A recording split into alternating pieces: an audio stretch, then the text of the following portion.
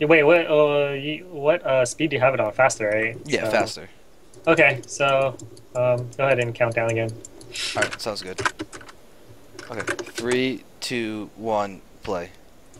Hey everybody, welcome to this video on Protoss versus Zerg. We're going to be looking at Underrated Gaming's Peaknuckles, who is going to be the Protoss point of view for this little video.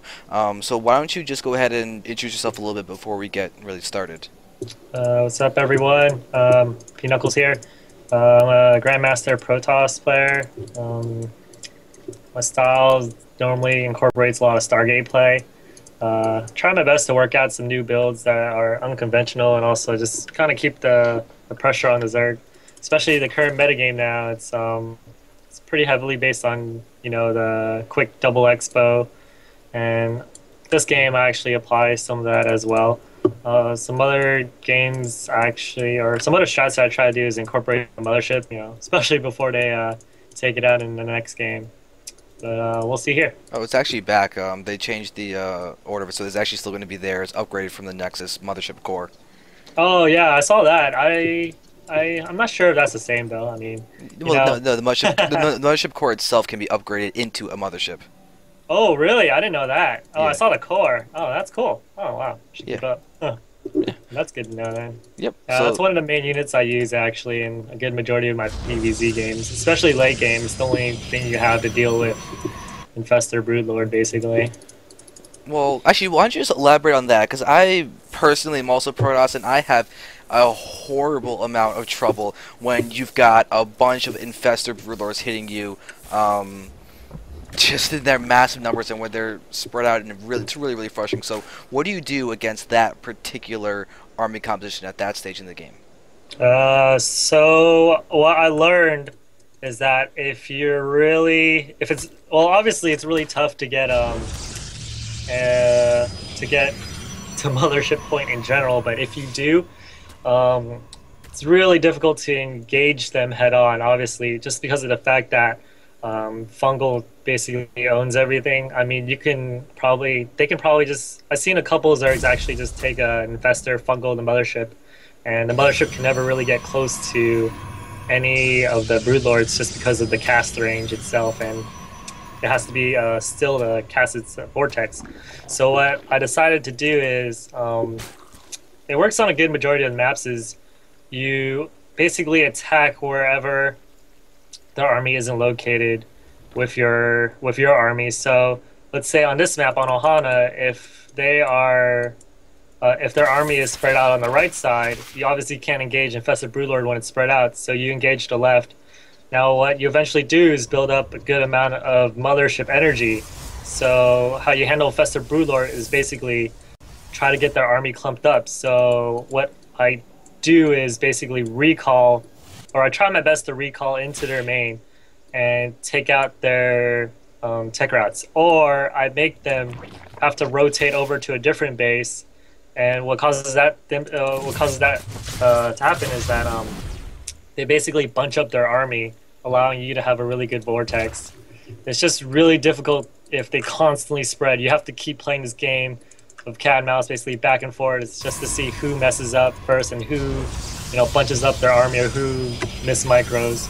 But if you keep doing that back and forth, you have a really good chance against Infestor Broodlord. All right. Well, we'll get to that point in this game later on, but at this moment we're actually watching Ghost User going for a little bit of a Link Roach kind of rush pressure type of play. Not quite certain how aggressive he's going to be with this, but you did a great job of actually scouting there. You saw the lack of the third base, and you saw that he actually had the roaches with that really nice pro timing. So how are you going to react to this and everything? Because right now we're just kind of seeing you in a little bit of crisis mode, being forced to throw down a ton of cannons, but is there anything else, or any reason why you're doing this specific amount of stuff for this play? Well, normally for my play, since it involves heavy tech routes sometimes, I do get a good amount of cannons. Not to this extent though. Probably on this map I get about 3, 1 for the rocks and 2 for the main. However, for this map you need approximately a good amount, at least 3 depending on how much roach pressure. Some people actually do commit a lot and make like about 12 roaches. which is why you need about, I believe, 3 cannons, and you have enough time to stack on more. So that's what I did here. I only put 2 on the ramp, mainly because one of the cannons guarding the main below the gateway is able to reach those rocks, or you're able to harass them back to those rocks. So, but basically, when you have your stalker out, it should be easy win. Especially if you just rush your Stargate, it should be okay. But you never know. Some people might commit really hard, so which is why I went for so many cannons. Yep. All right, and now one thing is that actually, I'm curious about this. The Startle rocks are being left here with 2 health left. Why is there a reason why you're not just killing them off and just, or just leaving them there? Is that just a conscious decision? Is that just you waiting to see him do it? I wait for him to do it. It's more, it gives me a little bit of time to react if he does try to break through the back.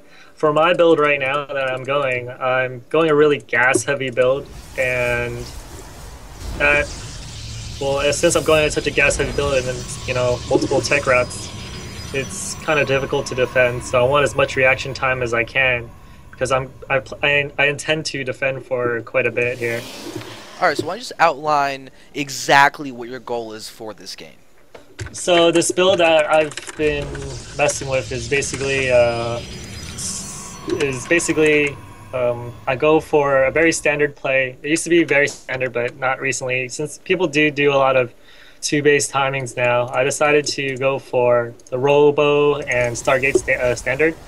However, for my build, I basically try to go Death Ball really early, or I try to get it so I don't constantly get my 3rd denied. So rather than Stargate and Robo, I actually end up dropping a Fleet Beacon as well for that early mothership.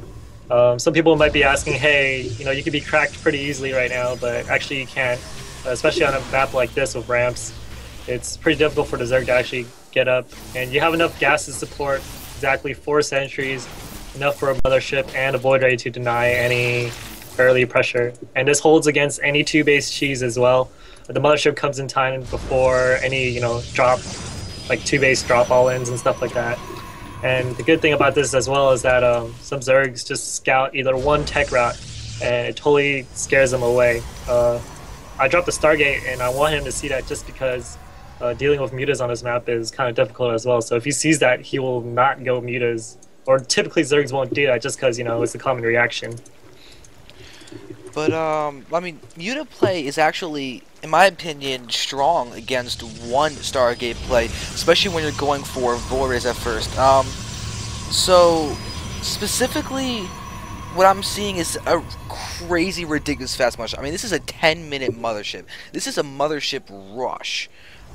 This is incredibly atypical, and I'm kind of wondering how you would deal with a Stefano 12-minute max Roach army, because that is a very common strategy right now in ZVP. And as I'm looking at your defenses, it's a couple sentries, a couple of cannons, a single stalker, and a mothership that's gonna be out eventually, and you have no void rays, nothing.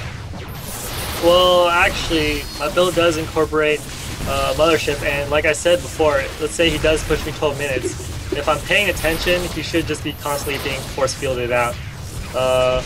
Also, just because if he does go mutas, what's the great thing is that I already have Fleet Beacon for the Phoenix upgrade, which is actually the correct response. Even if you don't go quick mothership or Fleet Beacon, you go for the Phoenix range upgrade. Now, the problem here is I actually messed up with my force fields.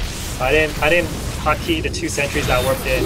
But luckily, even though he's putting pressure on me, I already got my mothership out, and I don't lose too much here.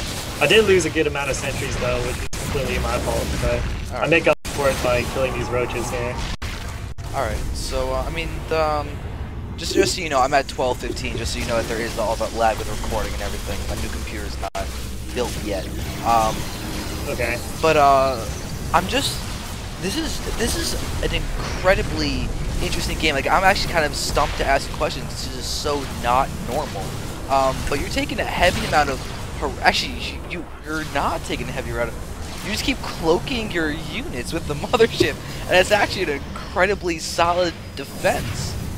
Because you can't actually damage anything. Yeah, exactly. And the thing is, I'm going heavy zealots as well, which allows me to go for my tech routes. I can go Void Rays and Colossus, but eventually you do want to get a much more heavy Stalker army later on. So when you get to that point, you're actually able to, use those Zealots for harassment later on in late game as well. Because a good majority of the Zerg's reaction is they'll either push you with the army around, I say about probably 160 to 170, or they wait till late game. Either way, it's pretty good for you. And I've been practicing the late game PvZ a lot, so I'm not scared to encounter Infested Broodlord as much, even though my experience still makes it pretty difficult just because fungals are incredibly strong. Okay. Alright, so now we're having a mass Hydra army coming out from Ghost User, and you only have a single Colossus, so this army is actually a pretty dangerous army for you. You will, however, be able to get a Vortex, and that's really the only way I'm seeing you being able to hold this push. It's not too bad, because if you do the unit count, he has about 21 Hydras that he sent out at me, and I have Cloak as well as two Colossus that will be able to pretty much instantly kill those Hydralisks. Or not instantly, but they'll be able to melt those away pretty fast, and including a Vortex. My goal is to either separate the army, or I'm going to go quickly for those Overseers. Sometimes I even use a Vortex specifically for the Overseers. That's actually really, really clever. Alright, so you're incredibly tech heavy. How do you allocate your gas? What makes you say, alright, I'm going to spend my gas here and here and here at this point? Because I'm noticing you also have a distinct lack of upgrades right now. Yes, so basically, since I'm going the heavy tech route, I try to go 1-1 as quickly as I can to stay even. And then eventually, I spend the rest of my gas. I always make sure I have at least 4 sentries, and I get 2 to 3 Void Rays. And then after that, it's pure Colossus Stalker. And I try my best to transition later to Archons. Since actually this build, I do gas earlier. So after getting my mothership, I have about 600 to 700 gas, which can easily be spent on units that require heavy gas, such as Colossus and Stalkers. All right. And I'm wondering how typical this particular game is, considering that Ghost User had such a late third base. Typically, now it's working very well since people are actually straying away from the Stefano build, and they're going for like a 2 base and then a 3rd base coming around like 6 or 7 minutes for Infestors. It's kind of weird. I think they're doing that because people figured out the Stefano build. But this build is actually even better against that, because the late 3rd helps a lot against this build, since you're turtling up so hard and you're taking your 3rd extremely late. So they don't have the econ advantage at all. The only problem, once again, is that if they get a good neural or something like that, or they know how to react with Infestors, then it's kind of a stalemate game again. Alright. Okay, so right now we're seeing your mothership getting a little bit harassed. I don't think that's really too big of a deal, but I'm noticing you're throwing down a 2nd Stargate. Are you going to be going into any kind of carrier tech? Typically late game, that's where you want to be. However, right now, I try not to do that on 3 base. Normally, when it hits 4 base, I do get carriers, just because in order to counter late game, actually a good majority of it is spread out air with Void Rays and carriers, and of course you need Archons and high temps. But it's still pretty difficult. I mean, just fungals killing everything, or you could get neuraled really easily and then you're screwed. So yeah, but that's the ultimate goal though. Okay, you're mentioning High Templar. They're very gas heavy. Well, how do you balance High Templar with going Colossus, Void Ray, Carrier, Mothership, Stalk? Okay, so initially my 4 Colossus come from 2 to 3 of which come from my main base. A 4th one probably comes around when my 3rd's up. So after that, I pretty much have enough saved up for high temps or Archons. I normally choose one, I don't choose both. And that's basically how I balance my gas. Since I take such an early gas, I'm able to get my gas heavy units much earlier, which is what you see here. And also, I don't spend it that much on upgrades. I get my upgrades much later than normal, so I rely heavily on tech. And since he pushed me quite early, I assume that he won't be going such gas heavy, or he won't be going such an upgrade heavy build since he's gonna be focusing on remaxing so much. And the fact that he took his third late won't help him at all either. Okay. Um, I'm seeing you going for a 20-minute fourth base. Is there a general timing that you go for your third base and your fourth base, etc., in the game? Third base, yes. Fourth base depends on what happens. I for this build, I do take my third and fourth later. However, in all games, if you go for a heavy two base harass, you want to get your third around. What time is it? I think 11, 11 minutes probably. On other maps, it's really hard. Like this map is pretty hard since it has such a wide open choke to get to your third. But on maps like Shakuris or something, you can take it ridiculously easy since you have force field on the ramp. So normally I try to aim around 12 to 13. Since this build, I don't get my Colossus probably around until around 13 minutes. So yeah, that's my timing I try to hit normally. Alright, so what do you think about the styles where some people are grabbing their third base at like about 7 minutes or something against a Zerg? Uh, it's pretty difficult to say. Especially you have to really be comfortable as to what they're going for and whatnot. Um, I've seen some where they do that and then you get cheesed, which is what happens a lot on ladder. I mean, North American ladder, a good majority of it is cheese, which makes it extremely hard to go with such a build. I mean, I have seen some. It requires really micro heavy. It's really micro heavy and micro oriented compared to macro. So since that's not one of my strong points, I tend to go for builds that may be able to take it late game, and I out strategize them rather than micro. Alright. Well, right now you're getting hit with a large army of Roach and Mutalisks, which is a very odd direct combination engagement. I mean, you would logically think, well, Infested better than Mutas, but is this something that you actually encounter usually? Not like this. That's why I was pretty surprised. If you go Roach Muta, you basically don't have a chance. I mean, of course, the correct response would be incorporating something with Infestors, but going Roach Muta in such a late game, especially the fact that I have Mothership, you don't have a chance of base racing or winning the game at all.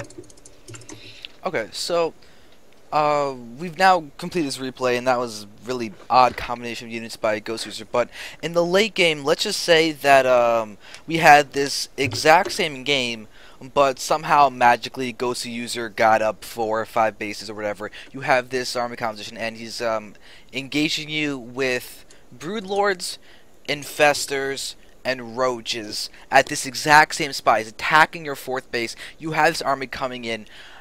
How would you control your army in order to ensure your victory?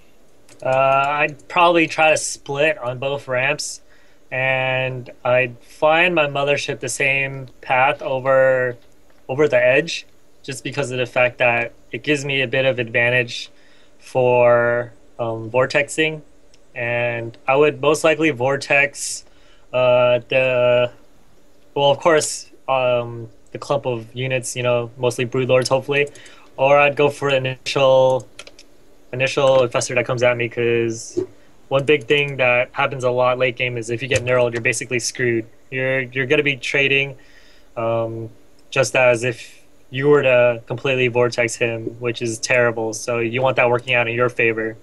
So by disabling the knurl, you have a good chance of splitting the army or basically getting rid of the knurl itself.